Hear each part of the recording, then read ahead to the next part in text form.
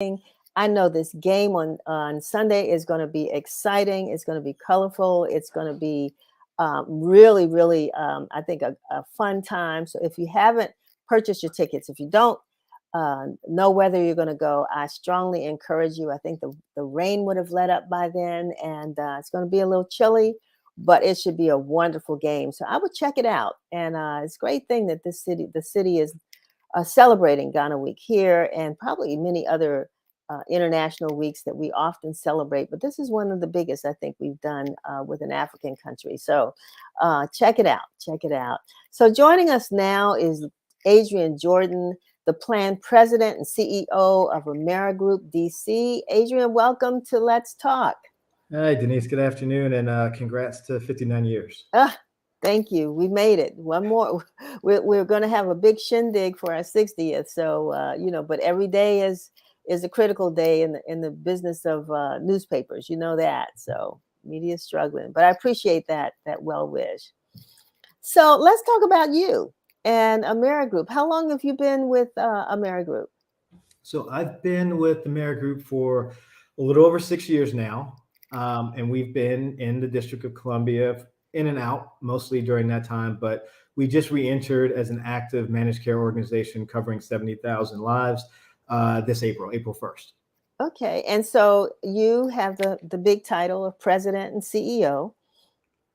Which means that you run the program, right? You run not necessarily a program, but you keep things going.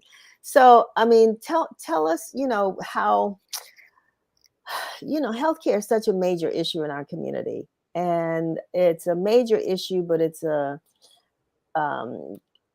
I guess preventive healthcare. Trying to keep people seeing doctors not when they're sick, but when they're well, to stay well. What do you see as one of the challenges for Amerigroup in your role? So, I think all of healthcare is local. So what happens in DC may be different than what happens in the state of Maryland or Virginia, even though we're in close proximity. Being a native Washingtonian, graduating from Wilson, which is now Jackson Reed, I have a unique perspective on the different changes in the district and the needs of our community. And I think you hit on it, really well when you said, how do we move the needle in the community? And it's truly partnering with community-based organizations, because having an insurance card, having a doctor, that's not enough, right? There are social things that come in: underemployment, undereducation, transportation, lack of food. If you don't have those things, having insurance and a doctor, it won't help you. It'll help you after you're sick. But it won't stop you from getting sick. So a lot of the work that I'm doing is making sure that everyone who works with us knows that we're deeply rooted in our community, and we're going to partner with those organizations. And it's interesting, that have decades of experience with the community, who are trusted partners, so that we can come in and do our jobs and work with them and support them on the stuff that they've been doing as well. So having said that, Adrian, I mean, what would you describe as some of your accomplishments, personally, or Amerigroup's accomplishments in actually fulfilling some of those needs? So, I think even before we started covering, like I said, those 70,000 lives that we cover now, we wanted to make sure we were rooted in the community. So during COVID, we really upped our philanthropic game, and we donated about $1 million to local organizations. My sister's place being one of the Martha's Table, Pathways to Housing, were all recipients of what we thought we wanted to do, because we wanted to seed the marketplace, the city, with organizations that are doing the work, and then we can come in and partner with them. So it wasn't the healthcare and making sure you had a $25 gift card, but it was working with those folks so that when we came in the market, I saw the display with my sister's place, that we could continue that work we did in the beginning, and make sure we have those safety nets in place so that no one, loses and falls through the cracks, because that's where we see the worst health outcomes, where the hardships come and you may end up with housing insecurity, or you may not end up with food. We have those partnerships with trusted community organizations that allow us to send our members there so that they can continue getting the healthcare and services that they need. I know one of your big challenges and missions and a goal actually is to get all DC residents to recertify for Medicaid. Talk about, one, why they need to recertify, and really how you all are making that journey easy for them. Sure. So historically, prior to the pandemic, you had to recertify on a regular basis. When the pandemic came, it upended everything. We started communicating more like this via screens and not in person, but it also stopped the recertification for Medicaid. So, of the tens of thousands of people who joined over the pandemic, they've never had to go through the recertification process. Mm. So, with those who have to do it regularly annually, those who joined up for the first time during the pandemic, it's almost a perfect storm. It's, you have tens of thousands of residents who have to do something that they've never done before, or they'll risk losing their healthcare coverage. So for the last 6 months, we've been working with the other MCOs and with the Department of Healthcare Finance to ensure that folks know, don't wait, ready, set, renew, check your status. Even if you think you're good, go back and check again, and really putting people through the district's portal at districtdirect.dc.gov, where even if you think you're good, you can go and verify to make sure you're still eligible and you don't have to recertify.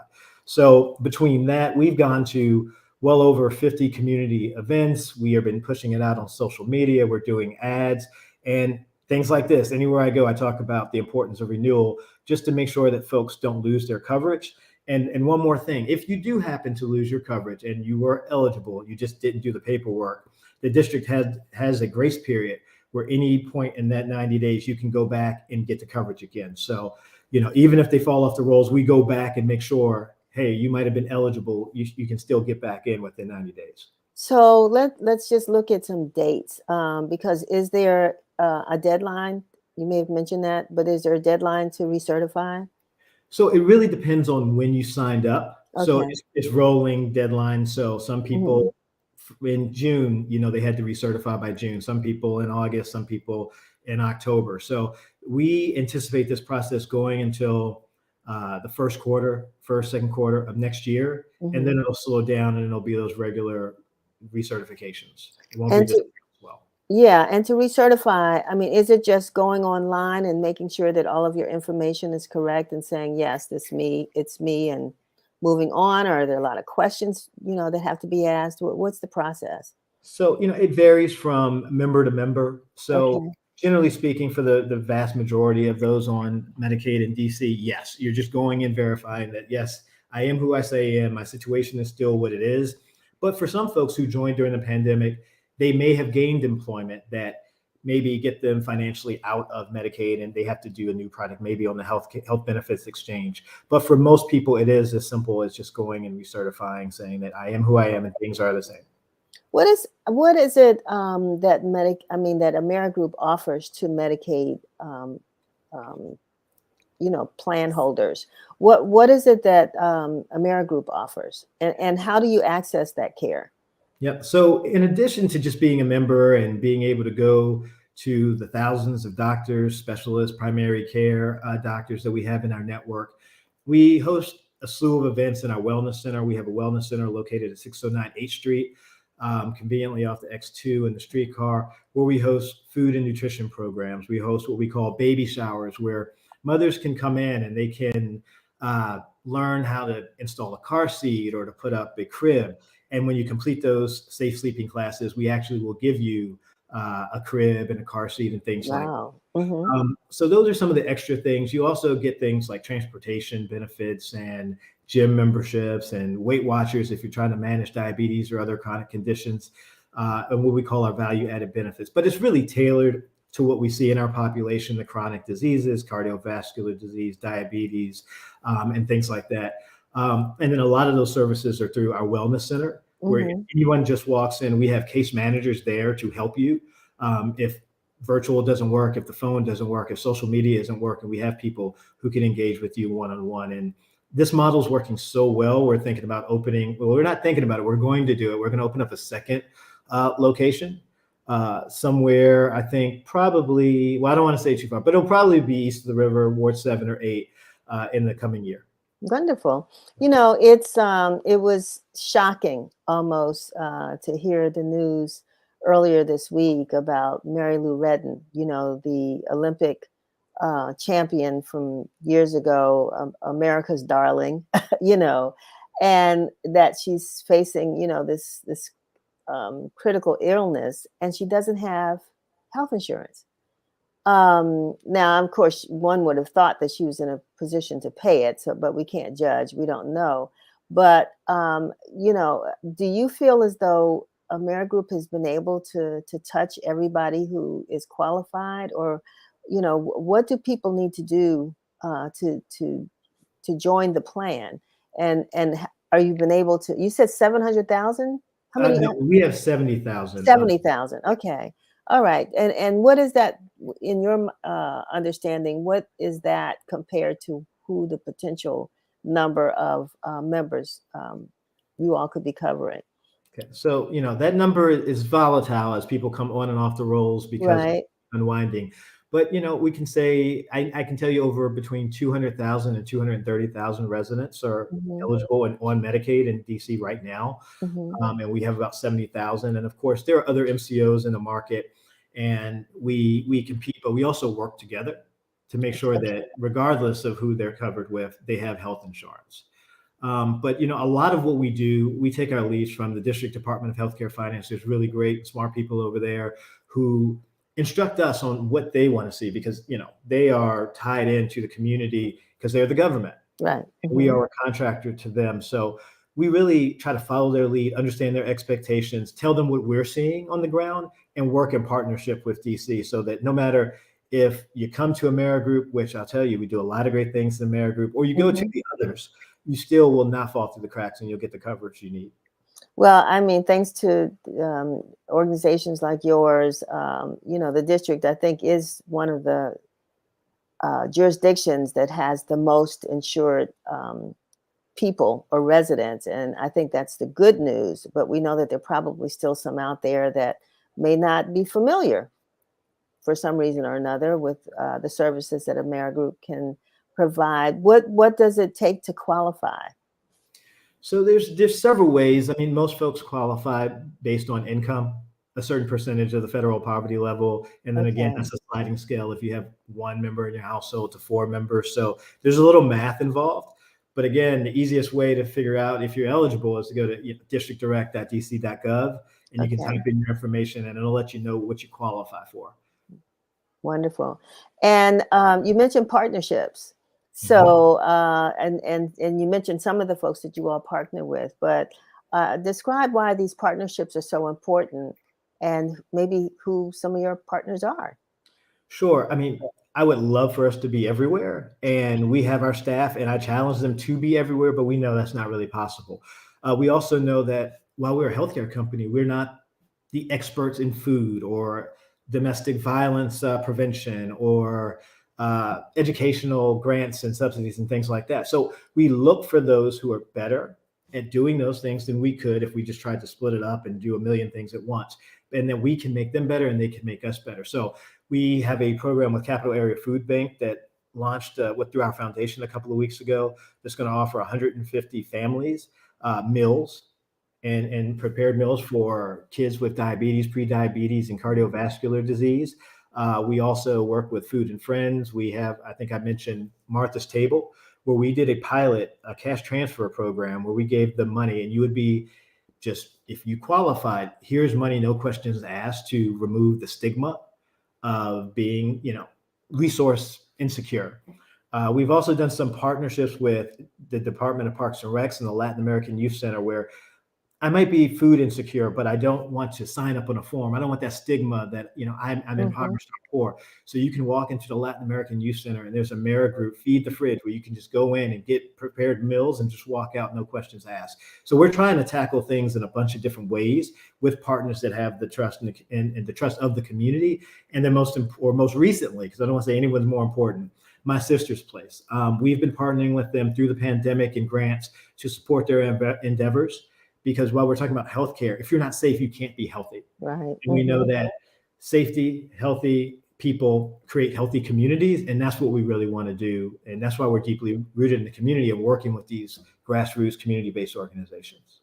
Well, we are going to have a representative from My Sister's Place on in actually following you, Adrian. But I just want to ask, because I've asked you a lot of questions, is there something that you want to tell our viewers that I didn't ask that you think is important for them to know before we sign off?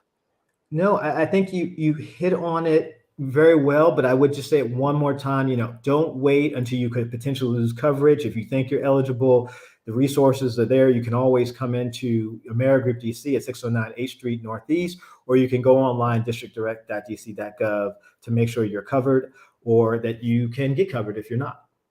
Fantastic. Well, Adrian Jordan, the planned president and CEO of AmeriGroup DC, thank you so very much for being with us today, for sharing this great information. And we know we're going to have you back because we all, I think, are striving for a healthy community. Yep. And so we all play our role in that. And we're really glad that you all are in the forefront of making sure that happens. So thanks a lot for joining us. Thank you for having me. All righty.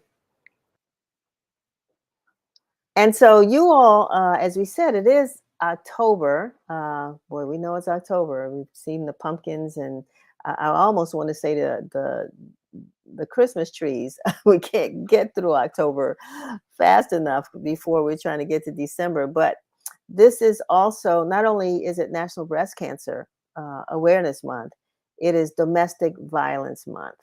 And as I said to Adrian earlier, we are so excited to have Mercedes Limp, who is the CEO of My Sister's Place, with us today. Mercedes, welcome to Let's Talk. Thank you.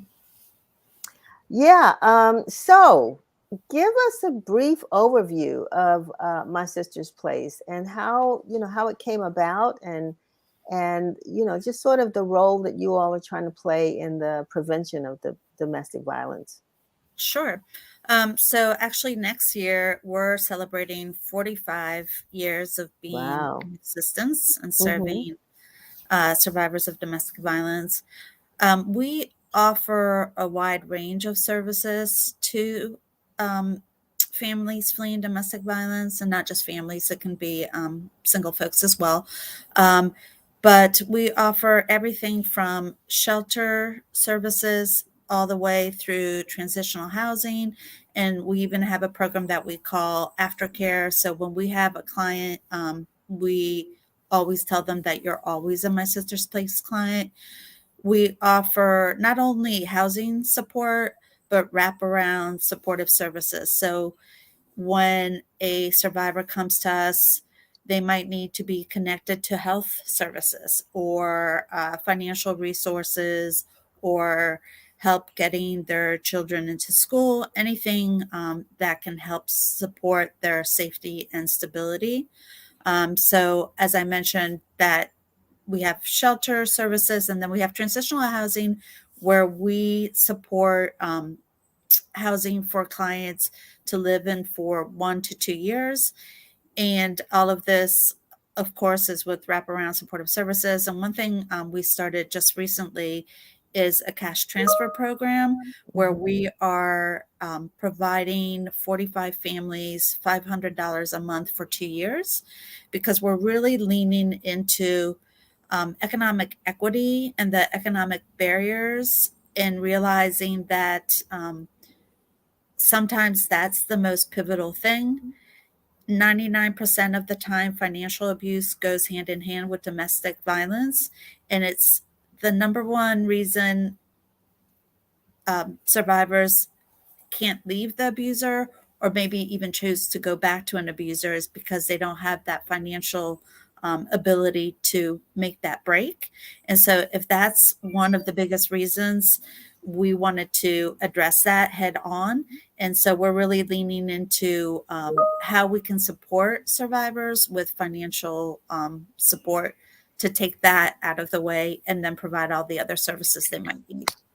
Mercedes, I mean, that's amazing. I mean, the way that you all have recognized the variety of needs, domestic abuse survivors need addressed, and you've been able to provide that. I'm curious though, because we've gone through COVID and now we're on the other side. Can you sort of describe in some ways, I guess, how widespread this problem still is? I mean, you would think with all of the information, everything, that you may see a reduction in domestic violence, but what are you seeing? Yeah, that would be great. Unfortunately, that's not the case. With COVID, we saw an increase in incidents of domestic violence, and that goes to the issue of stressors and economic stress on a family and all the other stressors. And that obviously increases the propensity to have friction and crisis in a home. And that just makes domestic violence that much more prevalent. And so COVID was a big stressor, but the everything that went with COVID, being locked up in, in close proximity, Right. day in, day out with the family, not being able to Hmm. leave, having the kids at home, that's an added stress. And then on top of that, everything has become so expensive, more expensive than it was before. Right. So housing is so expensive, childcare is so expensive, so there are all these other barriers that have made everything that much more stressful, but also make the barriers to leaving that much harder. Hmm. So our work continues. We hope that it will lessen at some point. Um, but unfortunately, the economy is such, the environment is such that it's an ongoing issue. But we are constantly growing and trying to expand our services to help in any way we can, not just in addressing the issue when it happens, but also to try to prevent as much as we can. So having educational activities, working with college campuses. That's been a really nice partnership that we've had with American University is a big partner. Howard University is a big partner. So we're trying to go at this in a really strategic but broad way to be able to make our mark and make things better. So my sister's place focuses primarily on women who are victims of abuse. Is that the case? Not necessarily. So Okay. we serve anybody. Our doors are open to anybody, but it is 99% of the time women. And we have traditionally served families. We are open to serving anybody. We actually just last year opened up a new shelter and opened up our offices, and that was with support of AmeriGroup. But our new shelter is a space where we can serve families that have older boys. It's also a better structure to serve LGBTQ and men because our other shelter is more dorm style. And so realizing that dorm style might not be the best fit if we have a male survivor with a bunch of female survivors. Hmm. This new shelter allows it's apartment style, so we can better serve those different populations. That's that I'm telling you, there's a growing need, and you all are stepping up, as we were talking to AmeriGroup about, to fulfill that growing need. And when we talk about growing need, what about young adults, teenagers, young adults, Yeah. because it seems as though, the problem is just as severe as it's always been. And we've got new generations or younger generations of folks who are coming up in abusive households, Yeah. abusive partners. So are you looking at younger men and women as well? We do. We don't have any age limitations. Okay. And actually, for the majority of the clients we serve are younger, um, anywhere from, I would say the majority are between 18 and 24, 26. Um, and we are also trying to go into high schools and talk to folks from to make sure that we are catching young adults and trying to instill that message not only to the men about how to deal with potentially situations that might want you to might instill you to react one way and not have react that way, but Mhm. also for people who may be victims of domestic violence about walking away and then identifying domestic violence and knowing, where that line is crossed and what to do if you have a friend or if you see an incident, how important it is to respond to that. How did you get involved in this work, Mercedes? I mean, what brought you to this mission as opposed to anything else? Yeah. So I have run different nonprofits in my Mhm. past. And my sister's place, having been in the community for 45 years, has always been an organization that I knew about, knew of the great work they were doing. Um, and when I saw that there was a need for a new executive director, it just really piqued my interest. At the time, the organization had been around for almost 40 years. We celebrated our 40-year anniversary back 5 years ago when I first started. Um, but it was interesting when I first came on that we had been around for 40 years and had not grown a lot. Mhm. Um, and so for me, I was really inspired to take the great successes that we had in the past 40 years and just grow the organization. So we have grown quite a lot. And I'm really excited about thinking in creating innovative programs to address those different needs, like a guaranteed income program for domestic violence survivors. We also have something called the Fresh Start Fund, where we have a pool of funds to help with one-time needs. So Mhm. if a client is on the way to work and they have a flat tire and they don't have the money to fix the tire, and if they don't get to work, they would lose the job and everything would fall apart. Right, right, which We is have real. That's a real scenario. It Mhm. definitely is. It's Mhm. happened a lot. And so we Mhm. have the funds to do that, to react right away. Right. Or really during COVID, we found that these funds aren't even going for, what we in the past were saying emergency one-time needs is literally food and utilities because Right. things have gotten so expensive. What's really exciting to report is that last year we fulfilled 700 requests for our Fresh Start Fund, and we provided almost $400,000 of these one-time needs Wow. that were really Wonderful. pivotal. And sometimes that can be the difference between going back to homelessness or, like I said, losing your job. A lot of the funds went to things like helping a client start a business or go back to school. What can seem like small things, but can lead to bigger implications. How can folks who are viewing this show, I mean, how could they be supportive? I know you don't give your locations, which makes it a wonderful thing. So people do recognize that when they come to my sister's place, they're in a safe place. But how can folks support what you all are doing there? Sure. So we're a nonprofit, so obviously the best support is donations. And to find out about all our work and to give to My Sister's Place, our website is Hmm. mysistersplacedc.org. Um, and then we do use volunteers.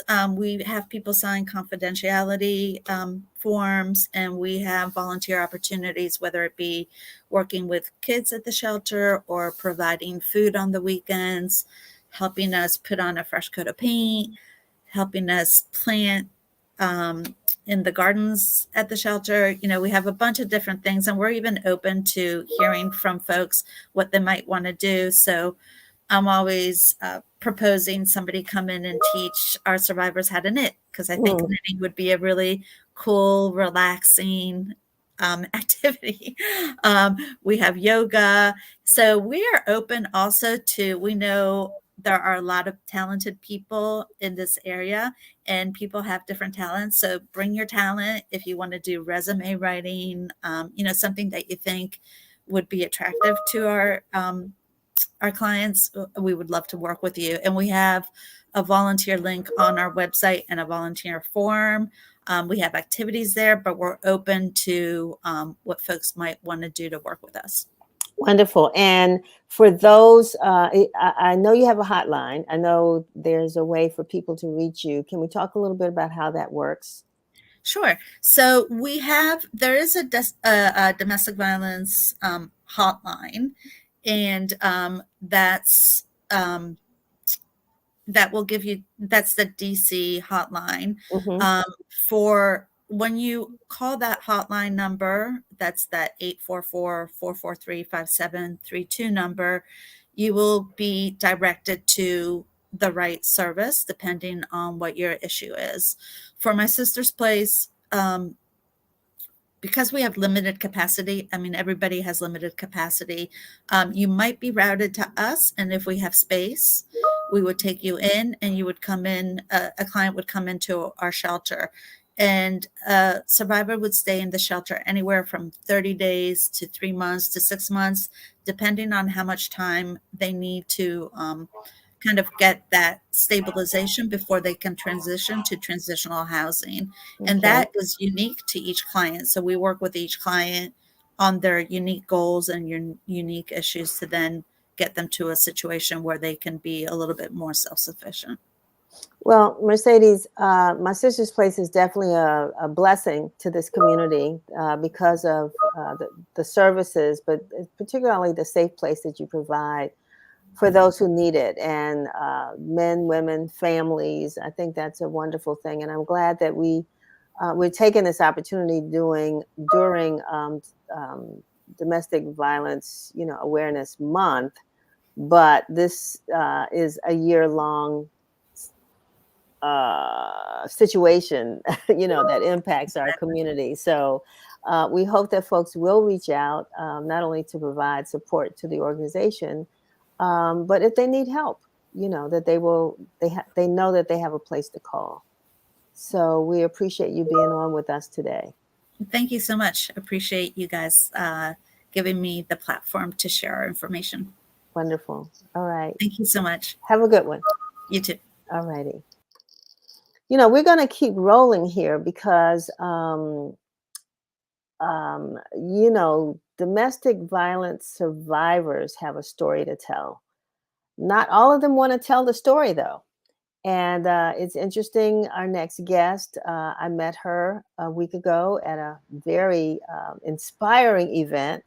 Um, and we do have Pam Perry, I think, watching Dr. Beatty. I think she's watching us. I want to give a shout out to her, Pam Perry TV. But we met at her event at the National Press Club, and you actually shared with me that you were domestic violence survivor, but also you've written a book and called Unsilenced, which I had an opportunity to read. So I want to thank you, one, for texting me your information, and thank you for being willing to come and share your story. Welcome to Let's Talk. You are so welcome. And I do not want to leave here without saying congratulations on your 59th anniversary. Thank you, thank you, thank you. So tell us a little bit about yourself and, your personal journey. All right. Well, I normally just say I'm just a girl from Detroit, Michigan that had dreams, right, to become what they said I could not. I actually moved to North Carolina in 1992 with $15 and 4 outfits, where I entered Livingstone College. And I was in all remedial classes and failed them all. So then I transferred to Winston-Salem State. Been there, done that. Yeah, right. Where I graduated with a bachelor's degree in nursing. I'm a registered nurse, and went on to Nice. get my master's in business administration. And I worked as an RN in CCU, ICU, but my love for the elderly kept me going back to long-term care. I later got my nursing home administrator certificate, where I then ran nursing homes, and now I'm an owner and operator of 120-bed assisted living in Carborough, North Carolina, where I have my own babies that I take care of. And I also have a nonprofit organization where I give back to the elderly and feed the homeless, because we know that they serve over 50% of the population in America. And that is truly my heart. And I'm an author of 8 books, author, motivational, inspirational speaker, a minister, and I'm a wife, I'm a mom. And I always say I am a work in progress. And I'm a creator. Those that know me really well, they say I'm a creative and I help people develop content and items that they can sell within their business, whether it's eyelashes I got on my own brand, or or tea, or Sell it, sell it. Yeah, well, I'm already inspired. I missed your presentation last week, but I'm certainly inspired by what you've shared with us so far today. And as I told you, I did start reading your book, Unsilenced, and I like the fact that you talked about people who are victims of domestic violence are often criticized. People want to know, how did you end up in that situation, and why didn't you leave, and what's wrong with you, and all those things that we all kind of. You even said you put yourself in that place of being very critical of people who were women, particularly who were victims. It's not that easy, it's not. right? To talk about that. It's not. And as you probably just read, I stated I looked in the mirror and I didn't even recognize myself. I was like, who, me? A battered woman? Like I couldn't even. I'm like, oh my God! Like I was appalled. Like I was like clutching my pearls. Like oh my God! Like it just can't be me. And what I've learned is that it can happen to any of us. If you find yourself where you don't have confidence in you, or you've been rejected or broken, you can find yourself getting into the same relationships over and over again, just because of your own heart condition. Meaning that, because I was actually separated from my husband of three, we had was separated for like 3 or 4 years at that time, and I call myself starting to date. Well, I wasn't healed. I was not healed within. I was still searching for love in all the wrong places, right? And so then I started dating this man, and I didn't know that he was abusive at first. He put on his, his nice face first. And so then later learned that he was abusive, he was married, he was, a liar, he was a lot of things. But I didn't blame him. I Mhm, blamed me, because I went into a relationship where I wasn't healed. mhm. I wasn't over my marriage. And I thank God that me and my husband are still married 24 years later. Actually, this Sunday will be our 24th year anniversary. Congratulations, Still there. congratulations, happy anniversary. Uh-huh.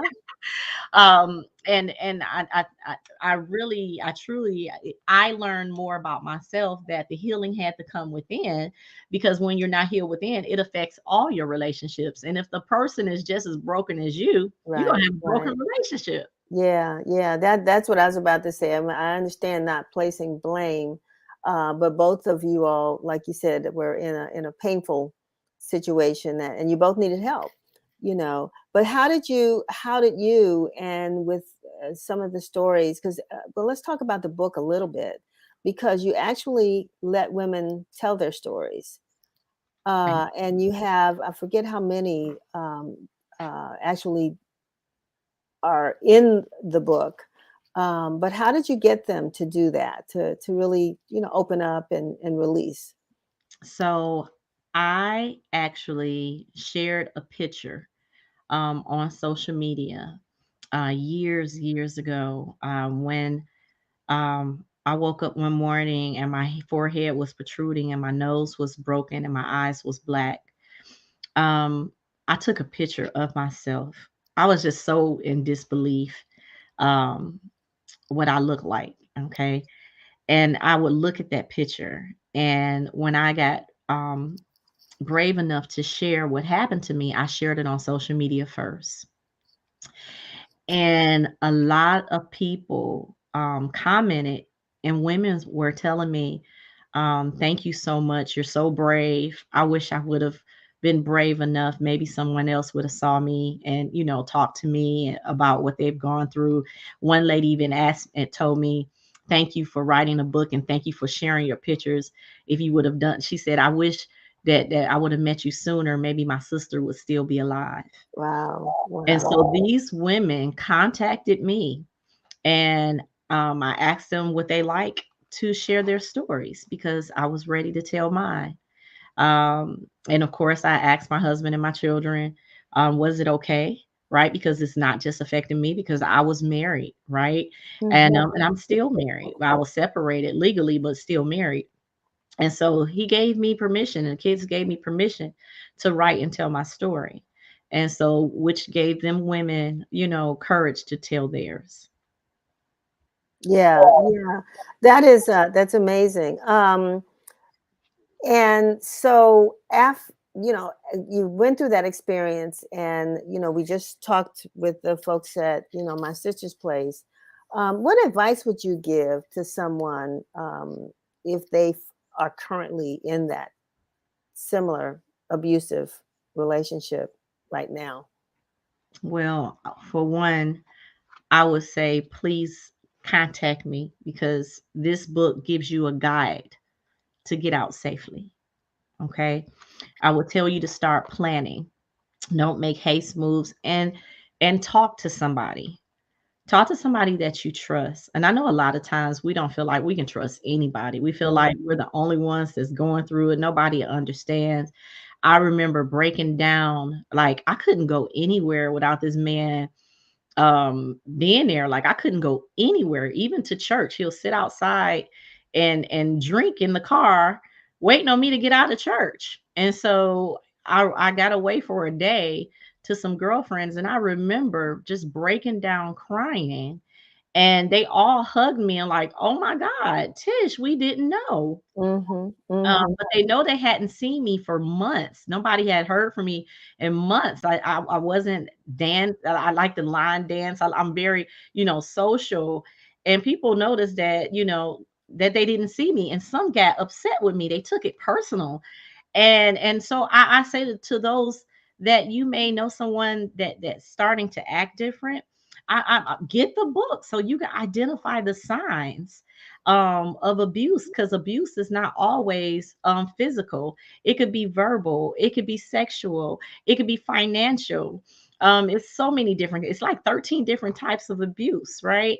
And so those that are you that are being abused, find someone to talk to. And then those of you that are watching someone and you feel like they've changed, is something wrong, they don't come around no more, they put the man over their children, over their family, please not only pray for them, but let them know that, hey, I'm here for you whenever you feel like you're ready to talk. Please talk to me. I'm here. That's wonderful. We want to show the book again, and we want you to share with the audience how they can get the book. Can you tell us how we can get it? Absolutely. You I'm can. not giving mine away. You say you keep it yours. I'm giving mine. Right, right. Oh, well, you can get the book at letitianicole.com. That's www.letitianicole.com. And it's on over 3,000 outlets, Amazon, Barnes and Noble. But if you want a signed copy, you can get it straight at letitianicole.com. Wonderful. And before we close, because we run over a little bit, but what are some of the other books you've written? I've written Unsilenced Faces of Domestic Violence, but I've also written 2 volumes of Our Stories, His Glory. I'm actually on my 3rd volume now, so if anybody want to tell your story, you can contact me. I shouldn't have a favorite book, but I do. It's my 100-day devotional. It's my first book that I wrote, not of a victim, but being victorious. And it teaches you how to speak life into your health, your wealth, your finance, and your relationships. It teaches you goals and reflections, and you can journal. It's a 100-day devotion. And also I have written a children's book called I Am Beautiful, and it teaches that little girl how to speak life into herself. The little girl is actually me. Her name is Joy. And Letitia means joy, so I named her after me. And That's me in there, and the little girl, that's my mom. Right. Nice, nice. And so it teaches a little girl's words of power, Mm-hmm. so they can have good self-esteem. I've also written Healing Toxic Habits. Oh my Jesus, I have 2 volumes of that. And toxic habits being shame, doubt, guilt, anger. And they're all true stories. They're all help books. And I have a 90-day abundant living planner for those of you that want to birth a business or a product within 90 days. It's an amazing product. And yeah, Well, those I are asked, you have been busy. You have been busy. And one of the things I'll just say, just to encourage folks, at the beginning of the year, New Year's, we're always talking about what we're going to do for the new year. We've got a little less than maybe 75 days left in this year. I'd say go ahead and pick up one of those books that you have so that by the time the new year comes, you're ready to start that business, right? You're already there. So that's my plug for you, for what you're offering, and for the viewers who are watching, to please reach out to Dr. Letitia Nicole Beatty. And I want to thank you so very much for being with us today and sharing your personal story and so much encouragement, inspiration for those who really, really need it. So thank you for having me. my pleasure, my pleasure. And we may see you again. All right. Thank All you. righty. Thank you. So, there's help out there, and there's just folks that want to help. So I say take advantage of that. We're going to segue now to, I think, something else is very exciting. We're going to run over, but that's okay because we do that here on Let's Talk here on Win TV, because I want to bring on now Tiffany Green, who is with Uprooted Academy. Thank you, Tiffany, for being with us. And if I can get you to unmute yourself so we can hear you. Yes, thank you so much for having me. I'm excited to be here. Yeah. We've gone through some pretty heavy stuff, but I mean, you're bringing heavy stuff too, but heavy stuff that's really going to also make a difference in the lives of young people who are looking to go off to college. Mm-hmm. Tiffany, tell us about Uprooted Academy. Yeah, so Uprooted Academy, we are a national nonprofit that really comes alongside schools, organizations, and families to help their students navigate the college application process. And so, what we started out was we are a platform that is completely free. So, any student that's in high school can go on our Apple or Google Play Store, download our app, get access to over 25 hours of resources and videos and worksheets to prepare themselves to be competitive in the college application journey. We also have opportunities for parents. We do webinars and workshops. We do events. We'll talk a little bit about our National Virtual College Fair tomorrow. But we also come alongside and train anyone that is there to help students. So that includes everything from basketball coaches to school counselors, to advisors, to youth pastors, anyone that's helping students design their dreams, we come alongside to make sure that they are equipped. So, what inspired you to create this platform? I mean, it just sounds like something I could have used when my sons were about to go off to college. I mean, it was a tedious process, and a lot of times young people don't participate. They leave it up to the parents. But what motivated you to create this? Yeah, that's a great question. I think first and foremost, I was first in my family to go to college and navigate that process. And even though it was over 20 years ago at this particular point, I think I still recall feeling alone. I still recall resources being everywhere and nowhere at the same time. And at this particular point, the internet was very new. So, right, you had dial up. I had my phone plugged, or my phone cord plugged into the desktop, and sometimes I would navigate resources, but it wasn't a one-stop shop, and that made it very overwhelming. Even as we have the digital age, there's a lot of resources that are out there, but there's nothing there that allows students to find what we call ourselves to be a hub, right? Mm-hmm. And with this hub, students can get everything that they need, including links to other organizations or websites that are there. But what I found was that students today, just like I was experiencing a long time ago, we were working really hard, but really wrong because we didn't know what we were doing. Right. And some And parents don't either, you know. parents Right. absolutely don't. Mhm, Whether you're mhm, first in your family to go to college or your family has gone to college, the landscape of the college admissions process has changed drastically over the mhm. last 20 years. And so you're right, everybody needs our support. So we consider ourselves to be that hub in our like national village of families, of students, of educators who really want to help, particularly Black and Brown students who might also be low income, might also be first in their family to navigate this process, to feel like confident, empowered, and proud. And that's really what it was about. And then on the other side of it is my background. I went to Howard. So shout out to, Woo-hoo! yeah, so I did my grad work at Howard. And when I was there, I became a clinical psychotherapist and I specialized in trauma work. And so the topics that you all have been talking about today is so relevant because one of the most unique pieces of our platform, of our organization, is that we just don't care about students attracting and going after their dreams. We actually want them to be well in doing so. And I Mm, think over the last 5 years, what we've seen is we've seen this tension, right? We've seen right, students either going after their dream at the expense of their mental health or figuring out their mental health is more worth it and then not pursuing their dream. And right. so what we do is we provide really effective non-clinical approaches in our platform, in our programming, to ensure that students can have strong well-being. Because if we're talking about college, we also are talking about the racial wealth gap. We need our students to apply, we need them to graduate, we need them to not just run out of steam at that point. We actually need them to go into the workforce, to go back into our communities and do the things that we were told that college was supposed to be able to do. But most of folks, when they go through this process, they're burnt out. They have every single anxiety or depression or imposter syndrome known to man, and so now they're not able to finish the course. And so we can no longer have that tension. We have to be able to say we can do both. And we can have our dreams discovered and actualized and realized while also taking care of our mental health. Well, and also affordability comes in there too, because that can cause anxiety, a lot of anxiety. You know, I can't Absolutely. can I afford it? Do I want the student loans? Can my parents afford it? Can I get the scholarship? You know, all of that. Yeah. So let's talk about the app. And so the app is called.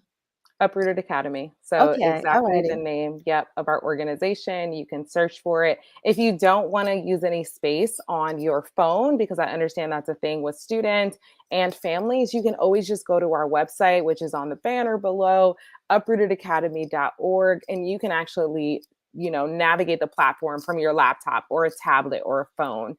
We have literally removed all gatekeepers, and so students are able to download it and approach the content on the app or on just the web-based platform.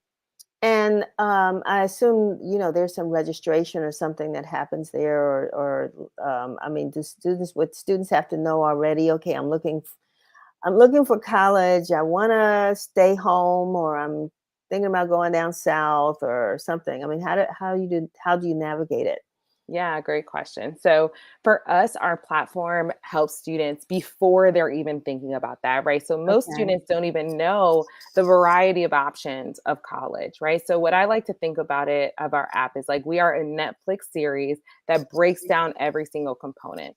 So Denise, one of the other reasons why we exist is because what we offer is what a lot of folks in other parts of the US that have support during this process would consider it to be a college application boot camp, right?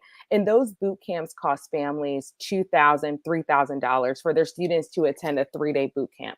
It's a Right. high level overview. They assume that a parent knows all of the details to fill in the gaps. And then that's how their students are able to like navigate this process. So what we did was we made it in a platform that students can watch on demand. They can start, they can stop, they can rewind. It doesn't expire, right? And we give them all of the nuts and bolts before they apply. So that piece that you're talking about financially, we say, hey, these are things to think about. Schools have to be transparent about the max amount of aid that they're going to give. We should not be surprised by the aid that we're given once a student gets into a college. So Right. that's even something Hmm. small that we get to teach them. We also teach our students, because the majority of our students that we serve are BIPOC students or Black and Brown students across the country. And we say, hey, before you even look at a school that you might have been mesmerized because of the name, make sure that they're ready to serve you when you get there. Because not only is college stressful, but having the identity that might not be served on that campus might also be stressful. So I think I was talking to your colleague about, her daughter's experience, and she went to Utah, and she's like, absolutely not, right? The school wasn't ready for her. It didn't have any organizations or programs that made her feel comfortable and at home. And this should feel like a home. For the amount of money that we are investing in schools, we have to understand that we also have the power in this decision too, right? We don't just go to schools, they need students, right? So it's a mutual agreement. And so if they have not committed to having a Black student union, or they haven't had anything that like promotes diversity, equity, and inclusion, maybe it's not going to be the best, because not only is school stressful, we talk about that mental health piece, but it could also be that you don't even feel like you belong. And Right, right. after finances, the number one reason why students leave campus, at least it might have changed to mental health, but after mental health, the number one reason why students leave campus is because they don't feel like they have a sense of belonging. Right, right. Makes sense. I really appreciate your enthusiasm, not only about your program, but just making sure that this journey into college is one that should be, I won't say hassle free, because it's not, but Mhm. just making it easier. You're planning a college fair, a virtual college fair. Can we Yeah. talk about that? Absolutely. I am so excited about this fair. One, because I think with COVID, whenever someone hears virtual, they automatically think it's Zoom. And myself and my team, there are 8 amazing women of color that are on that team.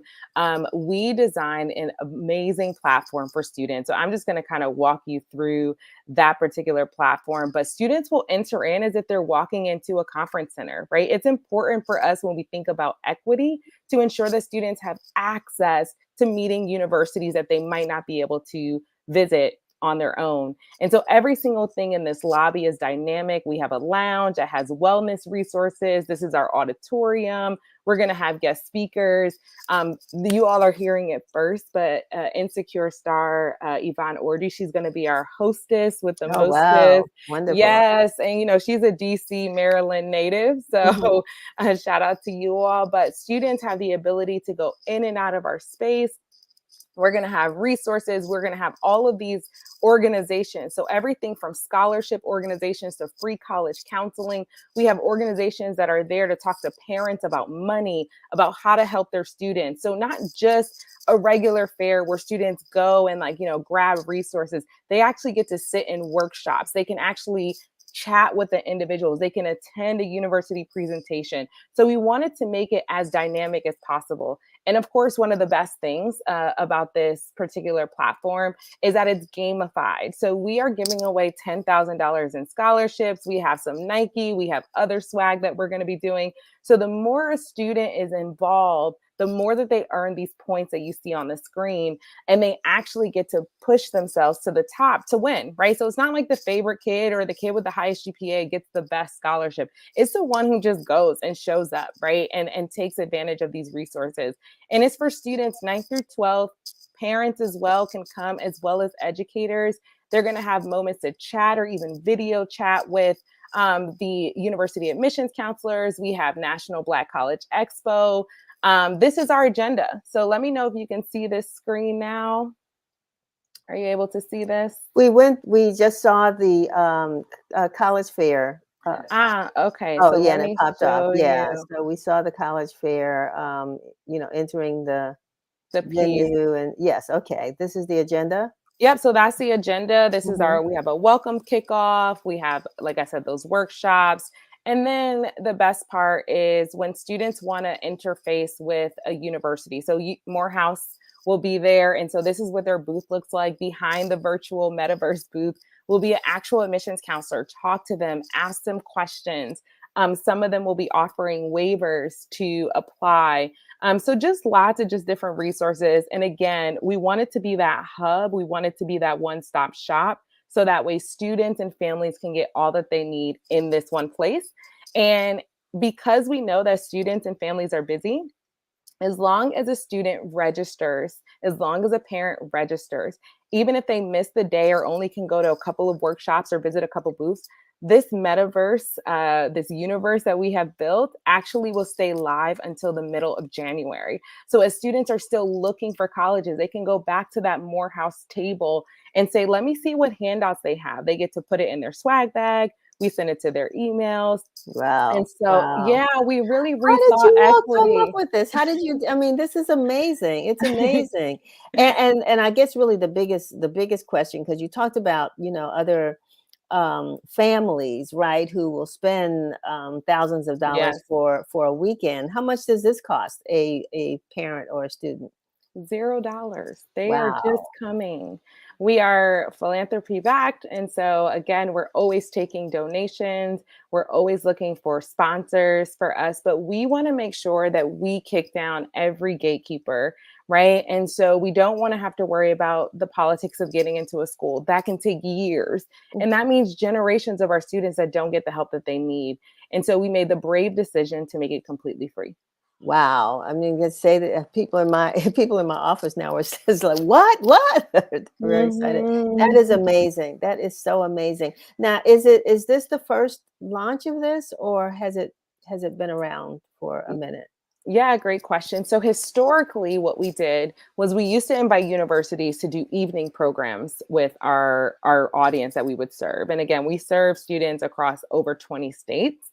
And we partner with different like organizations like Upward Bound and Talent Search and Gear Up and charter schools and public schools. I'm going to be hosting live from one high school here in LA. And so like we try to like, hone in on helping maximize their resources. And so how we came up with it is one, my staff would have been burnt out, right? There's so many institutions in this Yes. country. And if we host an event every night, right, I can't preach wellness for the students and then have my staff unwell, right? And so I remember I went to sleep one night and I said, there has to be a better way. And so myself, and then shout out to one of my team members, Amber, we dreamed and we said, what could this look like? And before you know it, everybody else on the team, like I said, my team is 8 women of color who are giving 100%. They're in the backdrop now, still putting all the details together.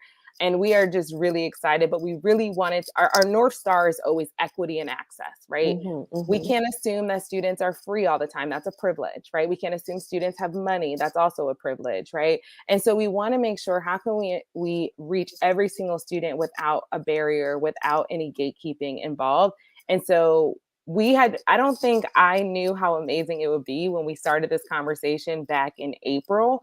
But to see it now, it's just so incredible. So It is incredible. That is the perfect word. Incredible, greatly yes. needed, and incredible, and a wonderful and major resource for everyone. So, I mean, I know we could go on forever. I don't want to hold you forever.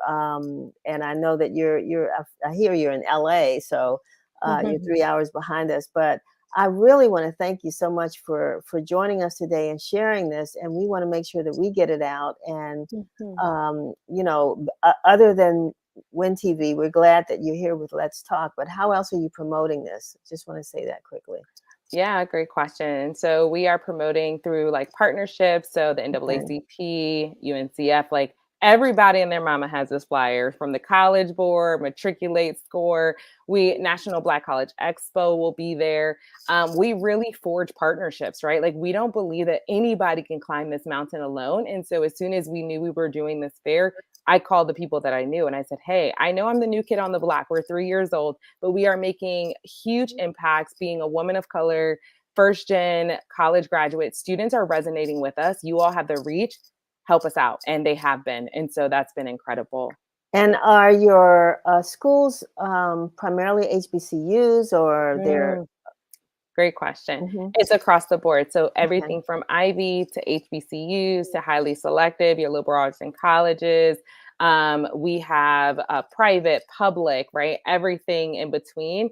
And this is our first one, right? I think one of the barriers was universities even thought it was Zoom. And now that they're figuring out that it's not, they're like, we want to be there. We want to be there. So we're excited to be, again, to make this brave step, to be the hub, to think outside the box of the traditional fairs. And those are also needed, right? It's both and, but we're happy to be in this digital space, making really cool, immersive spaces for students to live in and to dream in. Well, I would only think that that would happen in Hollywood. So I'm just, I think it's amazing that you've done this. I don't know how they're involved, but I think it's a wonderful, and we need to thank those funders, who's supporting you and making sure that this is, that it's available and accessible. I think all that's wonderful. So I want to thank you so much. And I hope that folks will share this part of the program with everybody. And this is the time now. I mean, believe it or not, we're just back in school for juniors and high school students or whatever. But this is the time to start doing that research and getting that work done. So this is very timely. I really appreciate you being with us, Tiffany. Yeah, thank you so much for allowing me to have this space and elevating the work that we're doing. Wonderful. Well, let's keep in touch. I want to see how it turns out, how the virtual college fair went, and let us know how it went. So will too. Thank you so much. All right, have a great one. You too. Bye-bye. Okay, bye-bye. So, wow, that is amazing. I love that. I love that. And technology, like you said, when technology works, it is the answer to so many of our problems and challenges, and provides lots of solutions. And I'm glad that Tiffany and her team, first college students and their families, I mean, just really thought enough of that experience to want to make it available and accessible to so many others. So I want to thank her for being with us. I want to thank you for staying with us a little bit longer today. Hopefully it was worth your time. And we look forward to seeing you next week. Have a great weekend. And hey, give us a shout out on Tuesday for our 59th anniversary. Hope to hear from you. Is it Monday? Why do I keep saying Tuesday? But you can do it on Tuesday too, Monday and Tuesday. Look, we'll be 59 all year long. So no matter when we do it, we want to hear from you. Especially, we'd love for you to sign up and become one of our subscribers to our e-newsletter, and to be a subscriber to our YouTube channel. So have a great week, and I will see you next week, same place, same time. God bless.